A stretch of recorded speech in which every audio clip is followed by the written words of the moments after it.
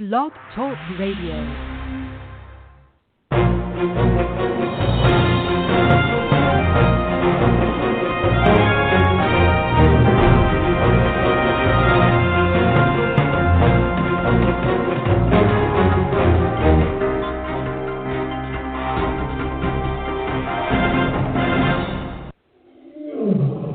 Well, welcome to another edition of Carnivore Radio. I'm your host, Jeff Sherman, along with Dr. Eric Lopkin, and Chris Calandra is back for a return engagement, and we couldn't wish for a better guest, especially, my God, Dr. Lopkin, you can't make this up, can you? No, you really can't. It's been some week for Donald Trump, a disaster at the debates, then he gets COVID. He's had better weeks. Not good. Chris, are you there? I am here. Hello, guys. I'm happy to be joining you again this week.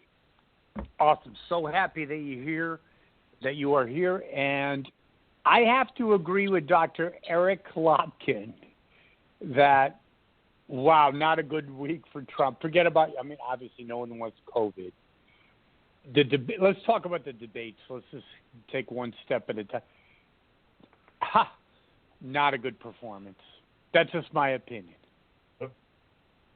Chris? Yeah, I think the whole debate was an epic fail.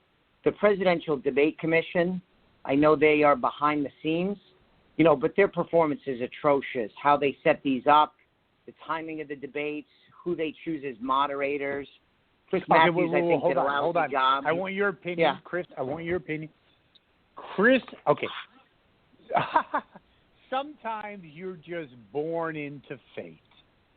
And Chris Wallace, obviously son of Mike Wallace, who was truly amazing.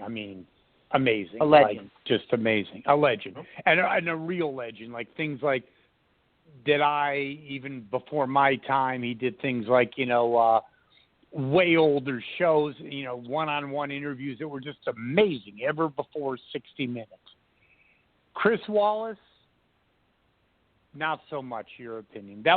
I wouldn't let him moderate a high school debate. That was awful.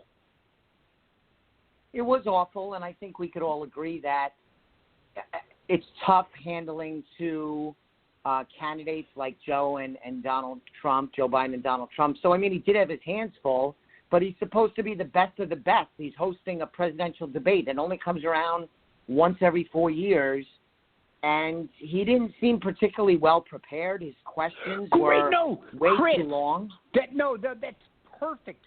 I thought he went in thinking, I'm Chris Wallace, I'm the man with the pots and pans. He did not prepare. He did not. I'm sorry. First of all, the questions sucked, and he was not prepared. Let's throw it to Lopkin for a second. Chris, your point is amazing. Go ahead. Lopkin? I think the debate was an epic fail on every aspect. Trump failed. Biden failed. Wallace failed. The election committee failed. This was something that, we've talked about this for years, the old Casey Stengel quote. How did this get so bad? It was a team effort.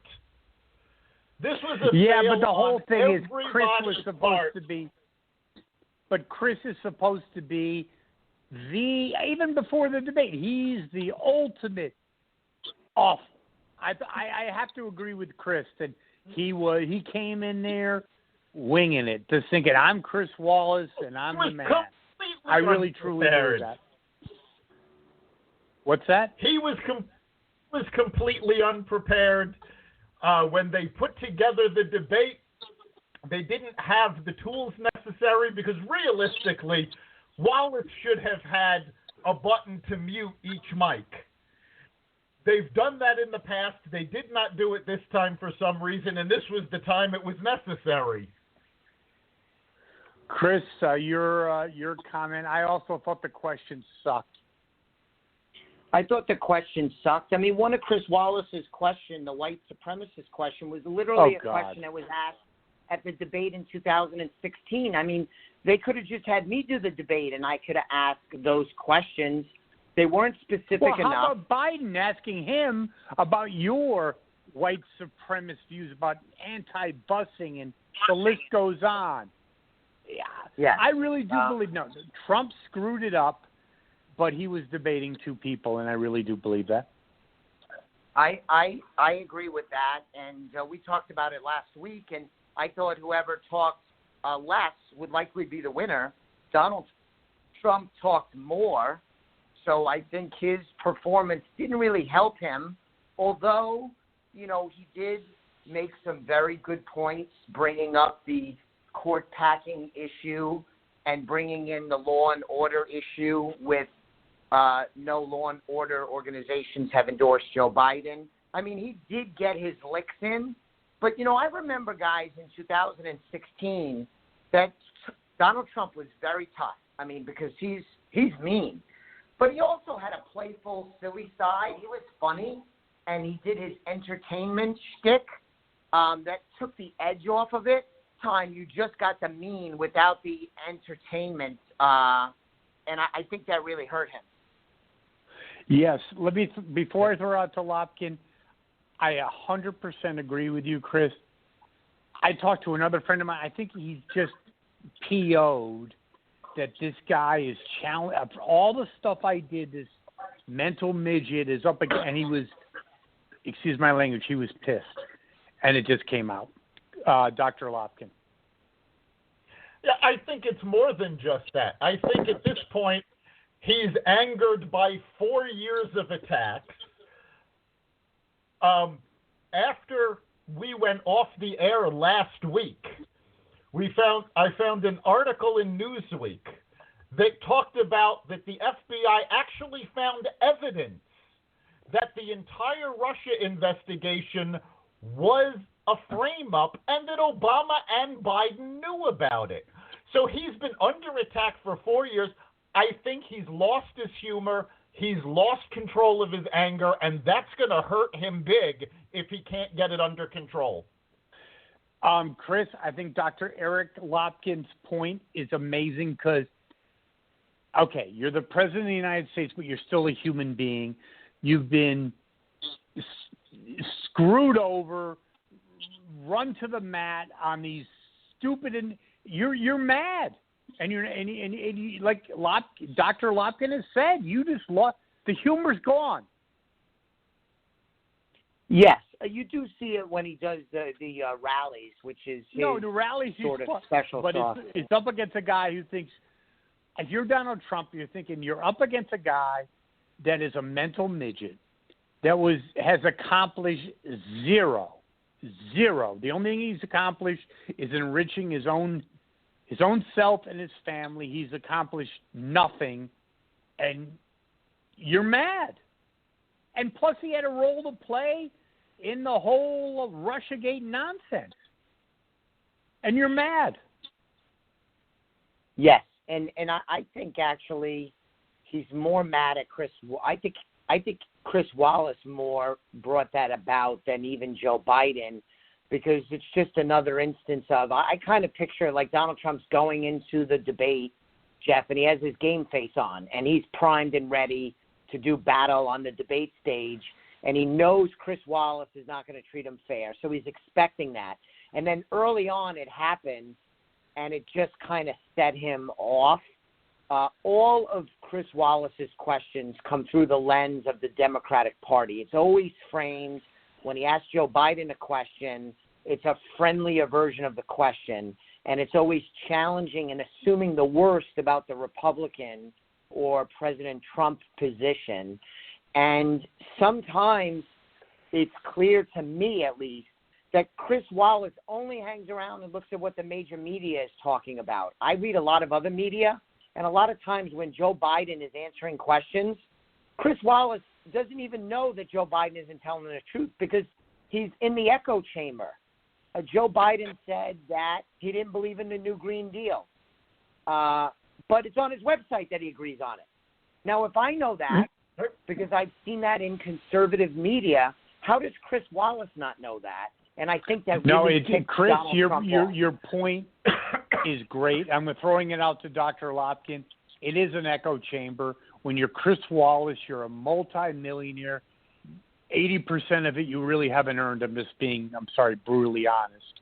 That you were entitled. You're in, Georgetown, hanging out, with the same people.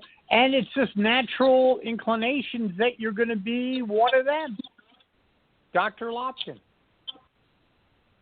Wallace was absolutely horrible. And it was more than just the Democratic echo chamber, though.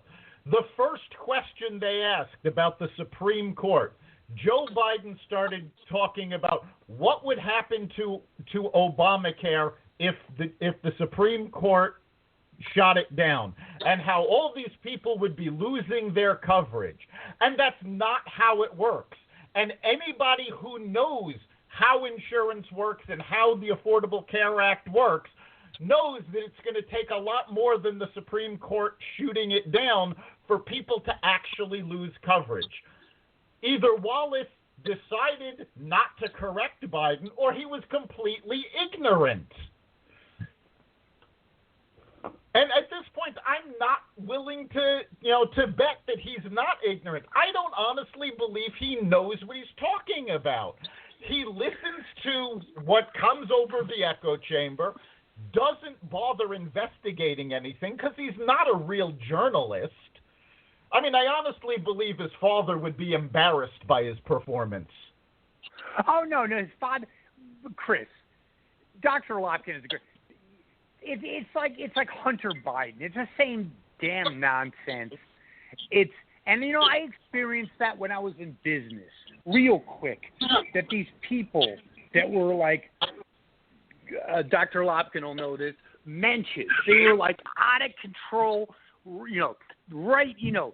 hard-nosed business guys, and they were awesome. And their kids were limp. They were they were losers, just nothing. And I think that's true with Chris. I think that, when you're on a format like Chris Wallace this morning, you can fake it. When he was really up against it, he failed. And he failed the American people. I think so. And then Donald Trump did himself no favors by the way I think he strategically approached the debate. And even though Chris Wallace was lousy, and clearly the three of us agree on that, that does not take away from the fact that Donald Trump needs to perform better. He's in a tight contest. He is up against the media as well as the Democratic Party, but he's known that since he came down the escalator in 2016.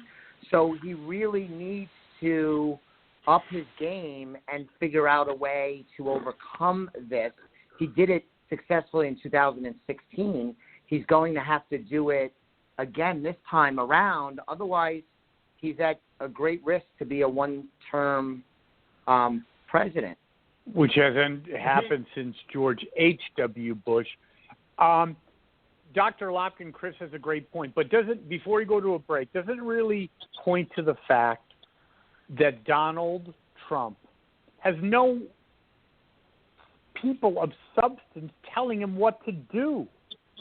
I mean, it was a very easy situation. Let the moron talk. And he has no one to advise him. He's got minor league players. It's just a fact. I think it's more than just that. Trump has set up his own echo chamber. So he's got people that tell him he's doing great. He goes to the rallies. The audiences are pumped. They give him the message that he's doing great.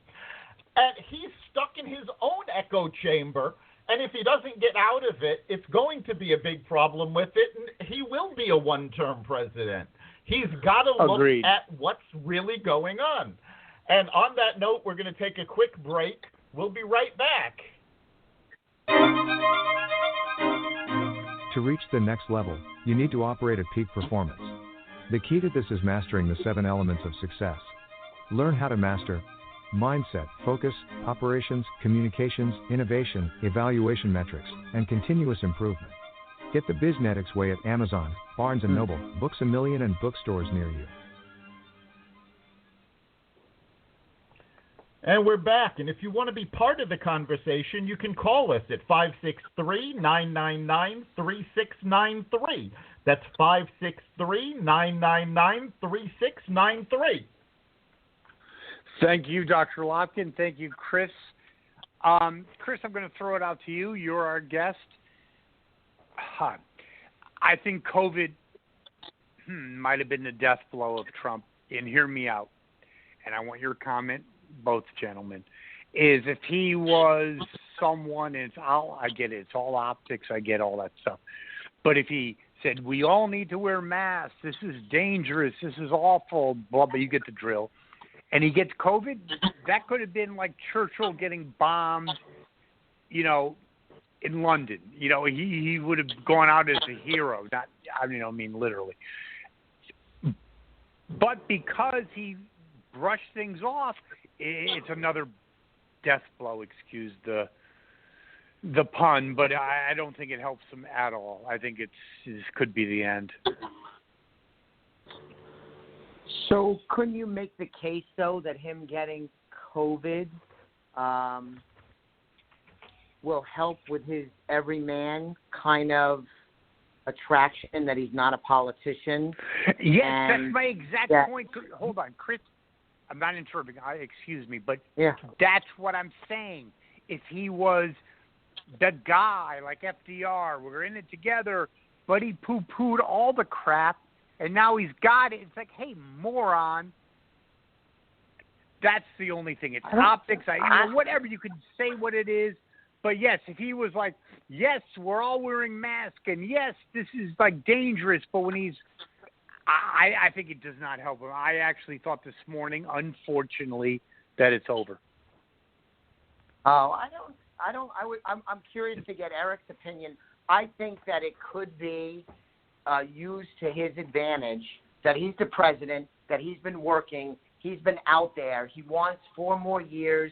He wants to fight for the American people, and he's out there, and he has COVID, just like the people that get in the truck and drive every day for work put themselves at risk, and teachers do, and factory workers do, and frontline emergency workers, and Trump is just like Americans trying to make their way and do their job. I think that might take that negative and turn it to a positive. If there's a little bit of skill, it would have to be handled deftly, but I think that might have legs. Chris, excellent point. Dr. Lopkin, really, truly an excellent point. Dr. Lopkin, Chris's point is well-founded. Oh, it really is. I think a lot of it is going to depend on what happens. If he gets very sick and it's a very serious case, that's going to reflect negatively because of, he didn't want to wear a mask and this is what happened. However, if he goes through the 2-week quarantine and, no symptoms, like 96% of the people that get COVID, so the odds are in his favor, he's going to be able to come out of this and go, look, I had COVID. The media is making you afraid. 1,000%. Chris, 1,000%. Dr. Eric Lopkin, do you agree with that or not? It's a weird, convoluted logic, but it's true. If he craps out with COVID, not literally die, but if he's on a respirator, goodbye. But if he comes out like Ronald Reagan did in 81 after getting shot, it could help him. It could help him. It could help him a lot because let's face it, if he comes out after 2 weeks and he hits the ground running, he becomes the symbol of America going, look, I had it, we're going to get past this, and we are going to hit the ground running. You know something, gentlemen? Chris, I want your comment. You're the guest. Lopkin, my hat is off to you. If that happens, I truly believe he wins. I mean, if he's the guy, it's so weird. If he's on a hospital bed, it's over. I mean, it's over. Yes. If he gets up like Rocky and says, "Listen, I did it. I went to the rallies, and yes, I'm back in America." Chris, you get it. What do you think? I think Lopkin is a great point. I think we got you off the ledge, which is pretty terrific. Yes, Eric's point is... Oh, no, I thought it was over. on. I was so depressed this morning. I called some friends and said it's over. It's over. And I was on the ledge. I was on the ledge. Americans love the underdog. They love the comeback. They love when somebody gets off the mat and comes back, and he has a chance to follow that that zeitgeist that's part of the American culture. Can I ask you, just because I'm just curious, the next debate is going to be hosted by a guy from PBS. Oh, I'm not very familiar with him. His name is Scully. But I'm so disgusted with the swamp. You know, this is somebody that worked for Joe Biden, literally worked for Joe Biden. Yep. And there's pictures on the internet of him at a social barbecue when Joe Biden was vice president, with them palling around just like you and I might do at a barbecue. Out of all of the people you could pick to do a presidential debate, you have to pick somebody that works for and socializes with one of the guys? Chris, it's exactly what you said. Because it's not about... Okay, I'm going to go out on a limb, and I'm going to tell you what I really think. I think there is a swamp. I think there are the K Street people. I believe there's the Georgetown people, not the university, the whole area, that have a vested interest in their own lot in life. America, up or down, has very little impact on them. And I believe that Trump was a huge threat to that, and they're doing everything to make sure. And even CNN is owned by corporate America. So is NBC, owned by Comcast, a major corporation. These people don't care if America goes up or down. They are very much threatened by a nationalist who wants to bring back things, or the way things were in the 50s. I don't mean racially, I mean economically. Well, we are going to see fairly soon what happens to media ownership, because I don't know if either of you guys saw this today, but the Supreme Court agreed to hear the case on media ownership, how it's affecting women's ownership, minority ownership. So there is actually going to be a Supreme Court case on whether or not the media is acting in the public's best interest. Well, wait a second. Chris, Lopkin, again, has an amazingly good point.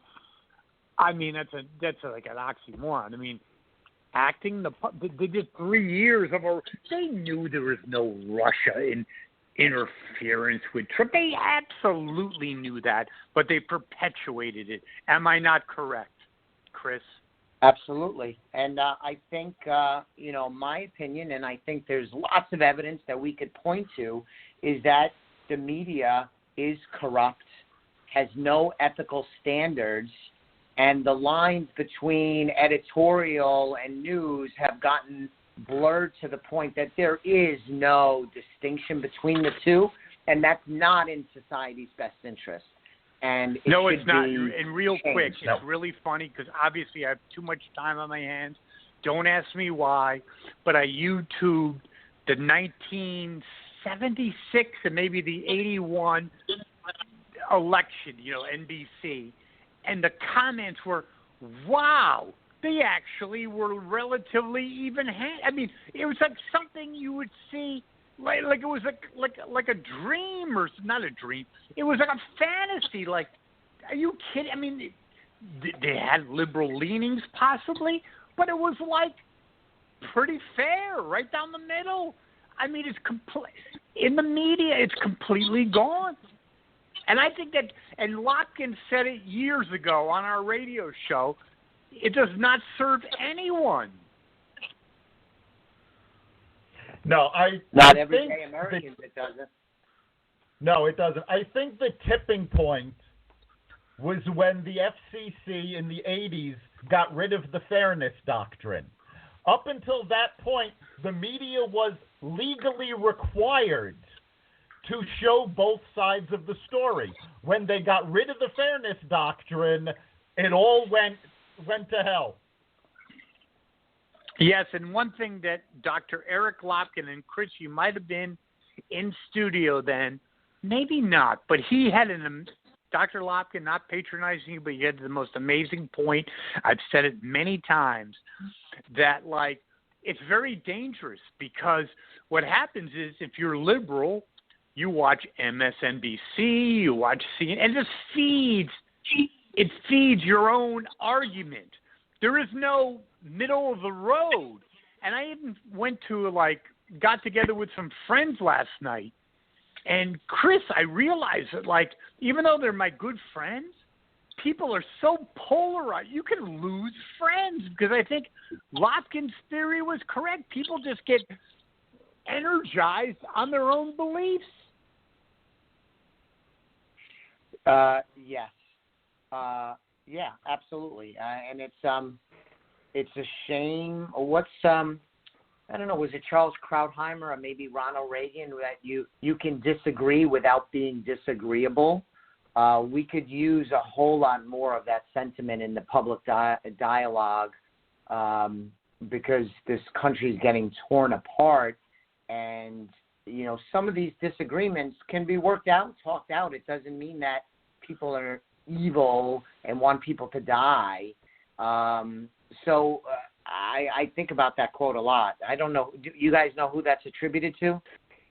Yeah, no. It's a great quote. But one thing I'll throw out to Dr. Lopkin is when I was at this get-together, I was mentioning things, and these other people, obviously watching different media, had a complete, they looked at me like I had four heads. It was really scary, what they believe and had been fed. And I'm not saying who's right, but we were diametrically, and they're my good friends, they were diametrically opposed.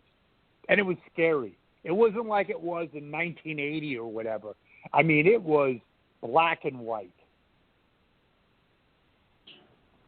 To follow up on Chris's quote, the actual quote is, to disagree, one doesn't have to be disagreeable. And it's actually from Barry Goldwater. Oh, wow. And it really is a shame what's been going on.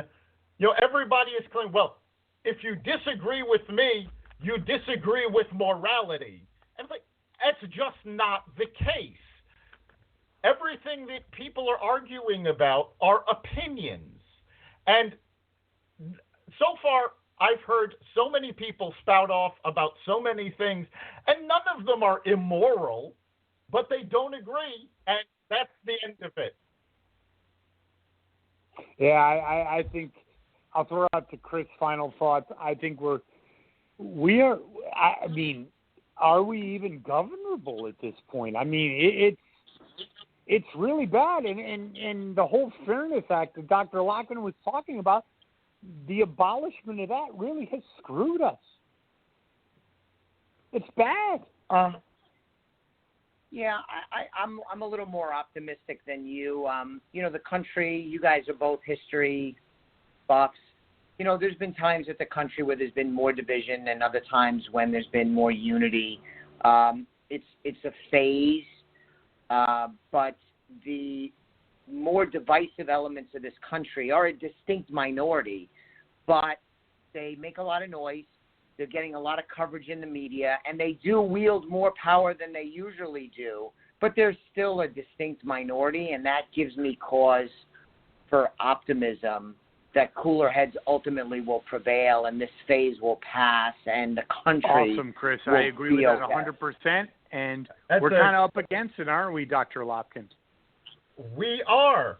You've been listening to Carnivore Great Radio. show, You can catch us at 4 o'clock every Friday at blogtalkradio.com/Carnivore Radio, and you can catch the replays at the Apple Podcasts, Google Play, Spotify, iHeartRadio, and wherever you find podcasts.